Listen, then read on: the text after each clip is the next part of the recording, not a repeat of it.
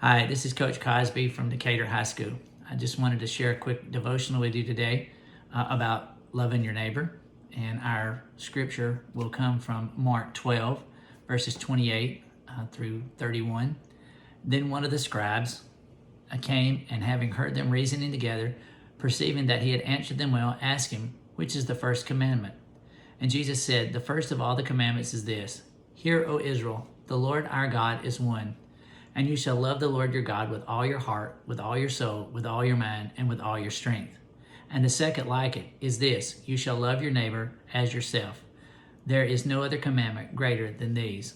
So a couple of years ago, the Lord really started working on me about loving my neighbor, because I had always had this little box that I kept people in, that if you fit in my circle and you were like me, I let you in. And if you didn't, I didn't let you in. And of course, that applied to me as a school teacher as well, about students I let close and students I kind of kept afar.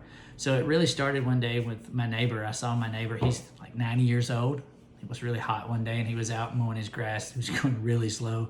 He had on his overalls, and the grass was really deep and he was puttering along, and I just thought, okay, this is a good place to start. So I went over and I said, "Hey, let me cut your grass this summer, because you don't need to be doing this." So I just started cutting his grass. Didn't want anything for it. And that's an easy one, because that's my neighbor. I can see he has a need. But what about people who don't look like me, who aren't really my neighbor? What about somebody who's a different color?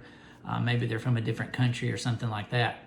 I think we could solve all our country's problems if we just started loving our neighbor as we love ourselves. If you think about the story of the Good Samaritan, and it's in Luke 10, verses 25 through 37, you have this, it was a Jew, and he was walking down the road and he gets attacked by thieves, and he gets tossed into the ditch. They rob him, strip him of all his clothes. So you have three people that come by. You have a priest comes by and he doesn't do anything.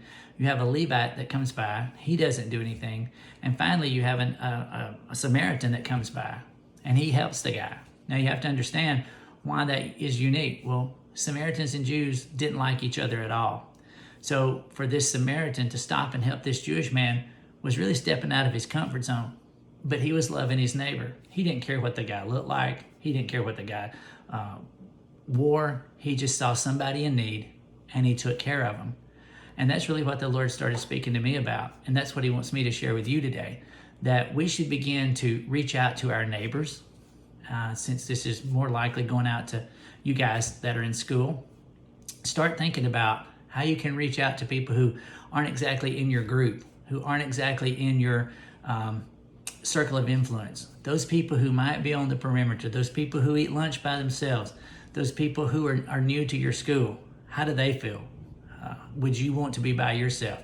Start reaching out. It's just simple acts like that you can start reaching out to people and start sharing the love of Jesus with them. There's a song that says, "They'll know we're Christians by our love." And that's what we should be doing, is sharing the love of Jesus with people. We don't have to be preachy about it.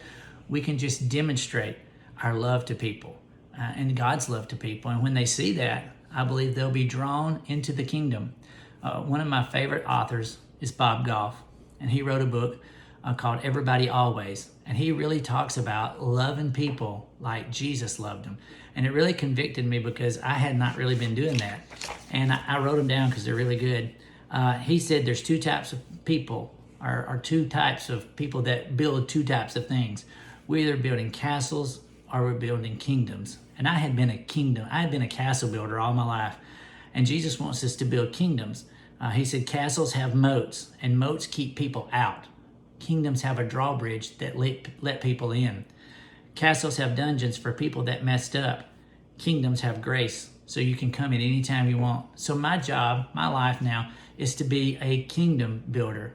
I want to welcome people in who might not normally come into my circle of influence, even if they don't look like me, if they don't act like me. Those are the people I'm going to reach out to. So I'm encouraging you this week to let down that drawbridge. Let down that drawbridge and be a kingdom builder. Reach out to those people that might not fit in your group and might not be like you. Start reaching out to those people that you see at lunch, to those people that you see in the hallway, to those people that you see in the classroom, and reach out to them and welcome them in and let them be part of your kingdom. And that way they'll see the love of Jesus. So this week and from now on, let's be kingdom builders. Have a great week.